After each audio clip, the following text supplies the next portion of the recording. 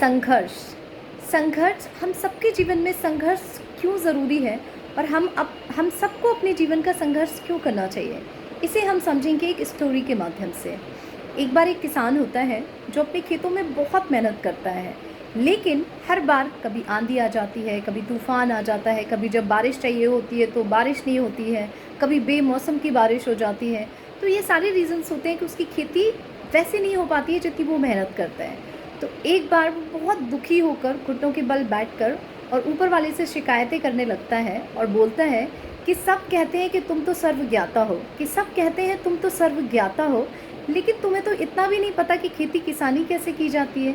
हे भगवान, तुम्हें तो ये भी नहीं पता कि खेती किसानी कैसे की जाती है। तो भगवान ये सब सुन रहे होते हैं। तो भगवान एक आवाज़ आती है और वो कहते हैं कि तुम क्या चाहते हो, तुम क्या चाहते हो।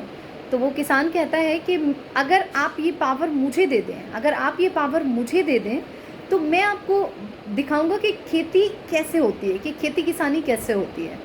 तो भगवान उसकी उस बात को सुन के और वो जो आवाज़ आ रही होती है वो कहते हैं ठीक है, आज से मैं ये पावर तुम्हें देता हूँ, मैं इसमें कोई हस्तक्षेप नहीं करूँगा, मैं ये पावर तुम्हें देता हूँ। तुम्हें जब बारिश चाहिए, तुम्हें जब हवा चाहिए, तुम्हें जैसे जो करना है तुम कर सकते हो।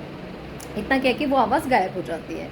किसान बड़ा खुश होता है। अब किसान अपने खेतों में बीज बोता है। अब जब उसे बारिश की ज़रूरत होती है तो वो बारिश करवा देता है, जब उसे धूप चाहिए होती है तो धूप आ जाती है, जब उसे हवा चाहिए होती है तो वो हवा चला देता है।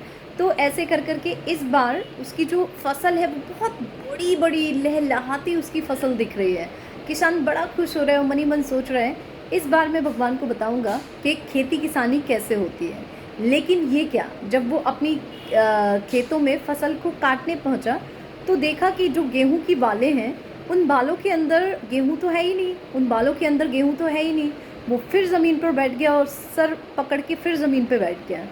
फिर भगवान से कहने लगा, हे भगवान ये कैसा मजाक है, हे भगवान ये कैसा मजाक है। इतने में फिर वो आवाज़ आती है। तो कहते हैं क्या हुआ। तो कहते हैं कि फसल तो बड़ी बड़ी हुई लेकिन इनके अंदर जो गेहूं का दाना है वो तो फूटा ही नहीं, वो तो फूटा ही नहीं। तो वो जो आवाज़ होती है वो आवाज़ भगवान की होती है और भगवान उससे कहते हैं कि तुमने अपनी फसल को संघर्ष तो करने ही नहीं दिया, तुमने अपनी फसल को संघर्ष तो करने ही नहीं दिया। जब हवा चलती है, आंधी आती है, तो जब ये अपने अस्तित्व को बचाने के लिए पौधे संघर्ष करते हैं, जब ये संघर्ष करते हैं तो वो शक्ति जो होती है, वो संघर्ष से जो शक्ति होती है वो गेहूं के रूप में इनके अंदर फूटती है, वो गेहूं के रूप में इनके अंदर फूटती है। लेकिन तुमने तो इन्हें संघर्ष करने ही नहीं दिया। जब इनको पानी चाहिए था तुमने पानी दिया, जब इनको बारिश चाहिए थी बारिश दी, जब धूप चाहिए थी धूप दी, जब हवा चाहिए थी हवा दी। तो इनके अंदर वो शक्ति का तो जन्म ही नहीं हुआ। तब किसान को अपनी गलती का एहसास होता है और वो समझ जाता है कि इस पूरी प्रकृति में जो भी हो रहा है वो सब किसी न किसी रीज़न से हो रहा है। तो इस बात से हमें भी यही शिक्षा मिलती है, इस बात से हमें भी यही शिक्षा मिलती है कि जब तक हम अपने जीवन का संघर्ष स्वयं नहीं करेंगे, वो संघर्ष से जो शक्ति का जन्म होता है, जो हमारे जीवन को चलाती है, हमें बार बार अपने जीवन में गिर के फिर उठना सिखाती है, दौड़ना सिखाती है, तो वो शक्ति कहाँ से आएगी।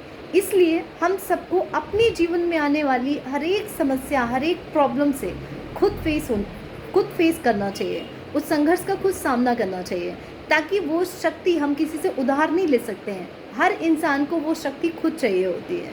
तो अपने जीवन का संघर्ष स्वयं करिए ताकि उस शक्ति से आप अपने जीवन को चला सकें और मजबूती से आप खड़े हो सकें और मजबूती से आप दौड़ सकें।